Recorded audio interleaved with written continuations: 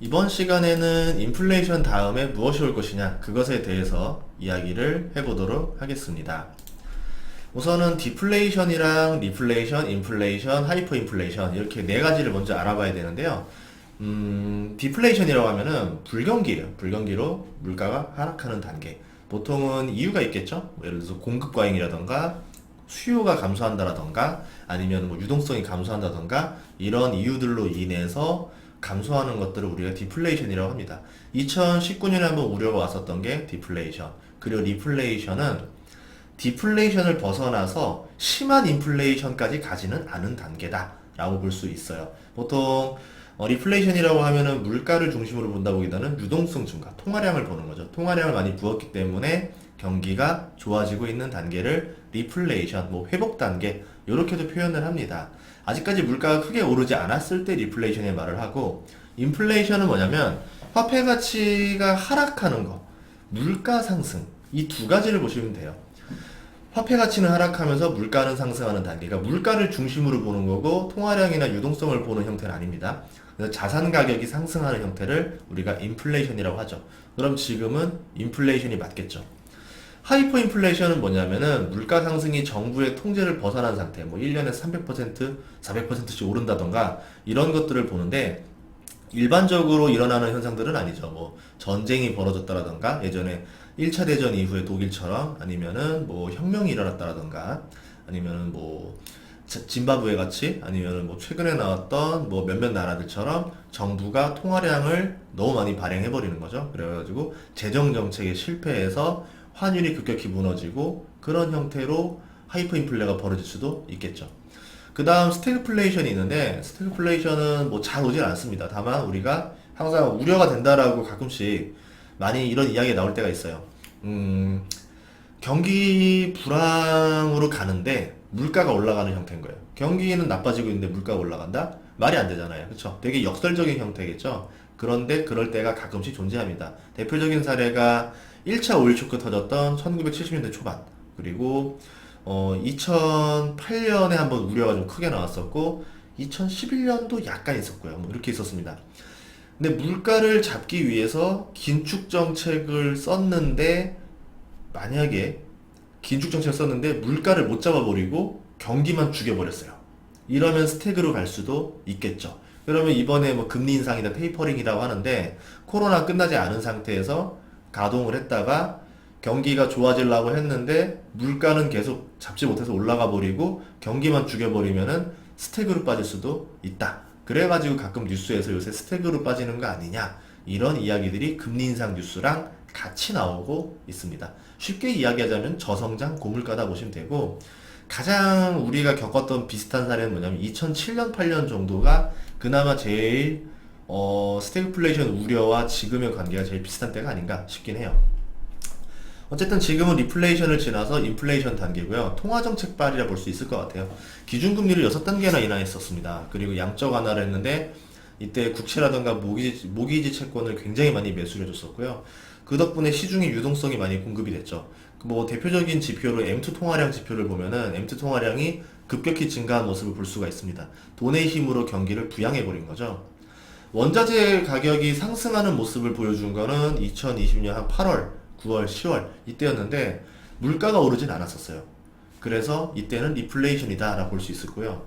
2021년부터는 다른 모습을 보여줍니다. 원자재 가격은 더 빨리 상승하고 이때부터 유가도 급하게 상승하고 물가도 빠르게 상승합니다. 그리고 기업의 재고가 감소를 해요. 생산 가동률이 좋아지고 고용이 회복되고 실업수당 청구 건수가 떨어지고 있었고요. 물가 상승, 소비 심리 회복. 이렇게 점점 인플레이션의 본격적인 모습을 보여주기 시작했고 지금은 인플레이션이 아니라고 하는 사람이 없을 정도로 모두가 인정하는 인플레이션의 시대로 왔죠. 이때는 자산의 파도를 같이 타는 게 가장 좋습니다. 물가만큼 자산 가격도 상승하기 때문에 지금은 화폐 가치가 그만큼 빠르게 하락하고 있다. 이렇게 볼 수 있어요. 하지만 물가가 상승하는 속도보다 경제가 더 높은 속도로 상승하는 건 항상 한계가 있어요. 언젠가는 멈추게 됩니다. 원자재 가격이 오르고 제품 가격이 오르고 그 사이에는 기업들의 마진은 증가하겠죠. 매출과 마진이 늘어나니까 기업들이 투자를 늘리고 생산을 늘립니다. 자연스럽게 고용이 늘어나죠. 그런데 스마트 팩토리, 뭐 무인 자동화 같은 게 이제 등장할 겁니다. 그러면은 고용이 예전처럼 안 나올 가능성도 높아요. 그래서 지금부터의 인플레이션, 뭐 이번 거까지는 괜찮다 쳐도 다음 사이클의 인플레이션 때는 우리가 원하는 그 고용 효과가 안 나올 수가 있다라는 거죠. 하지만 지금은 코로나 시대고 임금과 고용 같은 경우는 우선은 이번으로 인해서 빠른 상승을 보여주고 있고요. 이 일시적인 효과가 끝나고 나면은 또 뭐가 있냐면은 이제 본격적인 인프라 투자에 지금 경기 부양책이 많이 들어오고 있어요. 그래서 인프라 사업은 고용을 많이 낳기 때문에 이번 인플레이션까지는 긴 시간 유지할 수 있을 정도로 괜찮을 것이다 라고 보면 됩니다. 물가와 자산 가격이 빨리 상승하는데 그만큼 임금도 비스무리하게 갈 수는 있다. 근데 이 임금이 그 속도를 넘어가느냐, 밑으로 내려가느냐, 결국 못 따라가고 어느 순간 고용이 늘어나지 않느냐, 이거를 보셔야 돼요. 그때가 보통 인플레이션의 끝을 알려주는 시그널이다 라고 체크하시면 되고요. 그럼 물가는 뛰는데 고용 성장은 정체가 되고 저성장 고물가 현상을 보이는 스태그플레이션이 올 수도 있는 거 아니냐? 올 수도 있죠. 스태그플레이션 뭐 얘기했지만 1970년대 오일 쇼크로 발생했었어요. 유가가 크게 상승하는데 원자재는 뛰었는데 원자재 가격을 제품 가격이 이전을 못 시키는 거예요. 그러면 기업들이 마진을 못 내겠죠. 적자가 나겠죠. 망하겠죠. 주가가 80% 이상 빠졌었습니다. 이후에 2008년 같은 경우도 유가가 140달러를 넘어가고 이제 문제가 생기니까 그때도 막 이런 우려가 나왔었어요. 버핏도 실제로 문제 있는 거 아니냐고 막 주장할 정도로. 그때도 보면 2000년 초반에 IT 버블 끝나가지고 수많은 실업자가 양산되고 나니까는 고용을 늘리기 위해서 금리를 엄청나게 낮췄고 돈을 풀었죠. 그러면서 부동산 버블이 일어났고 부동산 관련으로 시작하면서 뭐 여러 형태의 고용이 나오면서 경기가 다시 좋아졌습니다. 근데 또 재수가 좋았던 게 이때 WTO를 중국이 가입하면서 전 세계에다가 저렴한 공산품을 뿌렸어요. 그래가지고 물가는 안 오르는데 임금과 자산 가격만 올라가는 형태의 인플레가 벌어졌었죠. 굉장히 긴 시간 동안 경기 호황을 맞이했습니다. 근데 2006년을 정점으로 찍고 나서 꺾였어요. 그래서 증시랑 이제 부동산도 꺼질 것이다, 스태그플레이션이 나올 것이다라는 우려가 2007년부터 조금씩 나오기 시작합니다. 이거보다 조금 더 빨리 예측했던 사람이 마이클 버리라는 사람인데 2005년에 증시 하락에다가 돈을 걸었었죠. 경기는 2006년에 꺾인 게 맞아요. 그 사람 예측대로. 그런데 2007년에 증시랑 부동산 더 상승해 버립니다. 실제로 문제가 터지기도 했었는데 부동산 문제가 안 떨어지는 거예요. 더 올라가는 거예요. 2008년까지. 가스불을 껐는데 뚝배기가 끓어서 넘치는 느낌을 봤다라고 볼 수 있겠죠. 그래서 이때 결국은 사람들이 막 문제를 제기해도 아니 무슨 소리냐, 이렇게 지금 증시가 잘 오르고 있는데 라고 하면서 했었다가 어느 순간 어느 날 갑자기 2008년 9월에 모든 것이 무너져 내렸었죠. 그러니까 스태그플레이션을 만나기 전에 먼저 금융위기가 터지면서 우리는 만나지는 못했습니다. 2009년에도 다시 뭐 국가가 유동성을 다시 공급하면서 막 상승했었어요. 다시 상승했었지만 2011년에 유럽 위기로 인해 가지고 유가가 100달러 넘었었던 스태그플레이션 우려를 또 꺼버렸었죠. 그렇게 했었고요. 10년이 지나가지고 지금 2021년을 맞이한 겁니다. 그래서 물가라던가 임금이라던가 자산 뭐 가격이라던가 이런 것들을 보면서 지금 경제 위기가 나중에 우려가 될 거냐 아니면은 스태그로 갈 거냐, 어떤 형태로 결국은 종말을 고할 거냐, 이 상황에 보면 돈이 지금 스태그플레이션을 대비하는 거 아니냐라는 이야기가 나올 만했던 근거 두 가지가 뭐였었냐면 달러 지수가 올랐어요. 인플레 시기에는 원래 달러 가치가 뚝 떨어져야 되는데 돈이 달러를 벗어나서 뭐 자산이랑 증시나 원자재나 뭐 이런 데로 가야 돼요. 그런데 지금 달러 가치가 급등해 버렸습니다. 굉장히 빨리 올라갔죠. 89에서 92까지 올라갔습니다. 이게 일시적인 상황인 거냐 아닌가를 한번 체크해 보셔야 되고요. 두 번째로 금 가격도 같이 올랐어요. 달러랑 금이 같이 오른다고? 이거 무슨 일이지? 라는 건데요. 3월 말에만 봐도 100원스당 1700달러였었는데 지금 5월 말에 1900달러 넘겼다가 지금 3일 동안 급락을 해가지고 다시 1760으로 내려왔어요. 근데 지금 표에서 보면 너무 급락이에요. 다시 V자 반등을 할 가능성도 있거든요. 그래서 다시 올라가게 되면은 한 번쯤 이게 왜 이런지에 대한 이유는 한번 찾아봐야 될 것 같아요.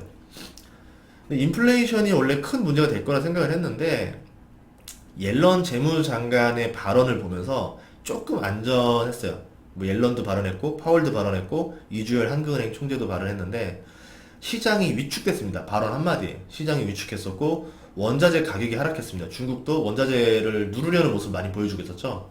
일시적인 조정을 줬는데 이건 잘한 거다. 왜 그러냐? 금리 인상 우려가 나오고 있고 테이퍼링 우려가 나오고 있고 원자재 투기 우려가 나오는데 어쨌든 그들의 말 몇 마디에 조정을 줄 수 있다. 시장을 아직 통제할 수 있다라는 힘을 보여준 겁니다. 인플레이션에서 가장 무서운 거는 물가 상승이 아니라 정부가 인플레이션을 통제할 수 있는 상황인지 아닌지를 보는 게 더 중요해요. 호랑이가 아무리 커져도요, 조련사가 더 이걸 잘 조련할 수 있다는 것을 보여주면은 서커스 관람객들은 안심하고 자리에 앉아서 서커스를 관람할 거예요. 그런데 조련사가 더 이상 호랑이를 컨트롤할 수 없다라는 걸 보여줬을 때 난리가 나겠죠. 관객들은 서로 서커스장 밖으로 탈출하려고 아수라장이 될 것입니다. 정부가 이번에 인플레를 통제하지 못하면은 다음번엔 하이퍼 인플레가 되는 거고요. 그래서 물론 이번 조치들로 인해서 충분히 인플레를 통제할 수 있다는 것을 보여줬기 때문에 투자는 조금 더 지속하는 게 낫지 않을까 이렇게 보고 있어요. 그리고 언제 팔 거냐라는 얘기를 했을 때 역사적 사례를 봤을 때 스태그플레이션 오기 전에 주식 파는 게 제일 좋긴 해요. 스태그플레이션 우려 속에서도 보통 주가나 부동산은 계속 상승하는 모습을 보여줍니다. 하지만 아직은 스태그플레이션을 본격적으로 우려할 때는 아닌 것 같다라는 거고, 인플레에서는 아직 인플레 초기인데 벌써부터 스태그를 좀 걱정하는 거는 조금 문제가 있지 않을까. 나머지들 지표를 다 같이 더 봐야 될 것 같습니다. 근데 예를 들어서 스태그플레이션 우려가 나온다라고 하면은 잘 체크하면서 자산을 좀 잘 배분하시면 되는데요. 경기 방어주라던가 배당 수익률이 높은 주식들, 아니면은 평소에 주가 하락이 벌어져도 잘 안 떨어지는 주식들이 좀 있어요. 이런 주식들 위주로 조금 비중을 늘려나가고, 분할 매도를 하면서 수익 난 것들은 좀 현금화를 좀 미리 늘려놓는 작업을 천천히 준비하면 되겠죠. 급하게 오진 않습니다. 근데 아직은 이제 인프라 부양책도 집행되지가 않았어요. 바이든이 지금 4조를 하겠다라고 그러고 상원에서는 1조 정도로 합의가 되고 하는데 그 돈만 해도 1,000조가 넘습니다. 통신 쪽도 지금 4차 산업혁명 때문에 싹 인프라 갈아야 되고요. 건설도 아직 시작도 안 됐고, 신재생 인프라도 이제 시작 중인 거고요. 에너지 인프라 공사도 많이 들어갈 거예요. 인프라 공사가 시작 단계이기 때문에 이 우려는 조금 더 뒤로 미뤄도 되지 않을까, 이게 개인적으로 생각을 하고 있습니다. 네, 다음 시간에도 좋은 정보로 찾아뵙도록 하겠습니다. 많은 시청 부탁드리겠습니다. 감사합니다.